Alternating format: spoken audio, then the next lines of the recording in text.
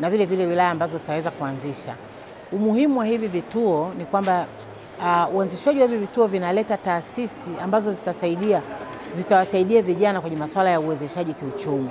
Kwa hiyo taasisi za mikopo, taasisi ambazo zinatoa ujuzi, taasisi ambazo zinatoa taarifa, kwa mfano taarifa za bei na mambo kama hayo, zinakuwa zote ziko mahala pamoja.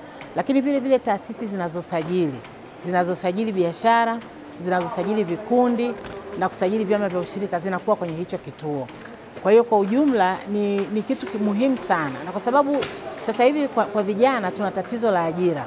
Kwa hiyo tunasema kwamba vijana ambao hawawezi kupata ajira basi waanzishe shughuli zao wenyewe za kiuchumi. Lakini ili waweze kufanikiwa ni lazima waweze kupata taarifa. Na hivi vituo kazi yake kubwa itakuwa ni kutoa taarifa na kumfanya kijana aweze kujua mambo gani ambayo hajayapatia vizuri katika kufanya shughuli zake za kiuchumi. Katika mambo ambayo ni muhimu ni urasimishaji wa biashara. Kwamba kama biashara yako haijawa rasmi, huwezi kupata mkopo. Kama biashara yako haijawa rasmi, huwezi kupata fursa za zabuni.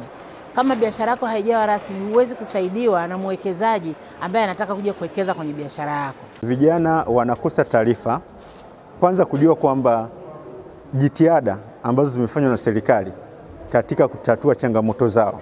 Vijana wachache sana wanajua kwamba kuna sera mpya inaelezea fursa za kumwezesha kijana Tanzania.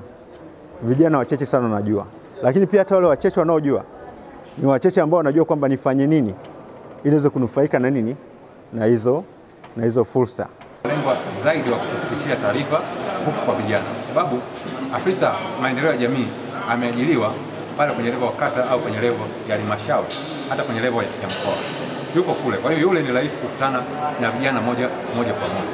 Kwa hiyo tuiombe tu serikali kupitia makongamano kama haya waone namna gani sasa hao maafisa wao au maafisa maendeleo wetu namna gani wanashuka huko chini na kufikia nini vijana. Ufahamu kwamba ni lazima uwajibike. Usitegemee kusubiri kwamba utaletewa, utakusoma, utamaliza, utasubiri kazi, wajibika. Kuwajibika ni namna gani? Tafuta kitu cha kufanya. Vitu vya kufanya vipo vingi sana. Kwa hiyo ukikaa ukitulia, kama kijana una kitu chako binafsi ambacho unafikiri ukikaa ukikifanya kitakuwa ni kizuri. Kwa hiyo kijana lazima uwajibike. Wajibikaji ni wewe mwenyewe binafsi.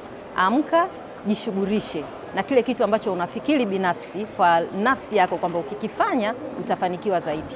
Changamoto iliyopo kwa wadada, kwa mabinti wa kike ni pale ambapo unataka kutafuta kitu labda kwa mtu ambaye unatafuta fursa au hizo mitaji nini, unakuta mtu mwingine ni mwanaume anayesimamia hicho kitengo, unakuta baada ya focus na kile ambacho umempelekea yeye anawaza vitu vingine, kwa mfano mkono. Kwa inakuwa ni changamoto kwa sisi mabinti. Kwa changamoto tunaomba serikali tusaidie kwa sisi ambao tunakuwa tunahitaji mambo kama, lakini watu wanatumia udhaifu wako kupata wanachotaka wao. Changamoto ni kwamba unakuwa na idea yako lakini huna pa kuipeleka, au una kitu chako lakini huna pa kuanzia ni wapi. Kwa changamoto inakuwa tu ni hiyo. Ila kama kitakuwepo mtu unajua nataka bana kitu changu, naweza nikapeleka sehemu na nikasaidiwa.